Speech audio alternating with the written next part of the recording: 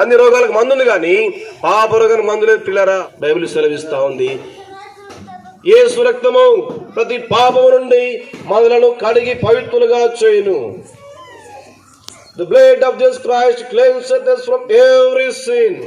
ప్రతి పాపం నుండి యేసుక్రీస్తు రక్తం మనల్ని కడిగి పవిత్రులుగా చేస్తుంది, నీతిమంతులుగా చేస్తుంది, పరిశుద్ధులుగా చేస్తుంది అని బైబిల్ సెలవిస్తా ఉంది పిల్లరా. ఈ మందు కూడా నిన్ను నీతిగా తీర్చలేదు, పరిశుద్ధులుగా చేయలేదు. ఇదిగో మనం తీసుకునే మందులు కేవలం మన దేహానికే గాని మరి ఆత్మ గురించి ఏమిటి? ఆత్మ పాడైపోయింది కదా, ఆత్మ అపవిత్రమైపోయింది కదా, ఆత్మ ఎవరు శుద్ధి చేస్తారు? బైబిల్ సెలవిస్తా ఉంది, దేవుడు మాత్రమే మన ఆత్మ శుద్ధి చేయగలడు. హృదయ శుద్ధి గల వారు ధన్యులు, వారు దేవుని చూస్తారు లేదా వారు దేవుని రాజ్యం వెళ్తారు. Blessed are the pure in heart, for they shall see God. Or they shall enter into the kingdom of God. వారు మాత్రమే, హృదయం శుద్ధిగా ఉన్నవారు మాత్రమే, ఆత్మ శుద్ధి అయిన వారు మాత్రమే పరలోకం లేదా మోక్షం స్వర్గం వెళ్తారు.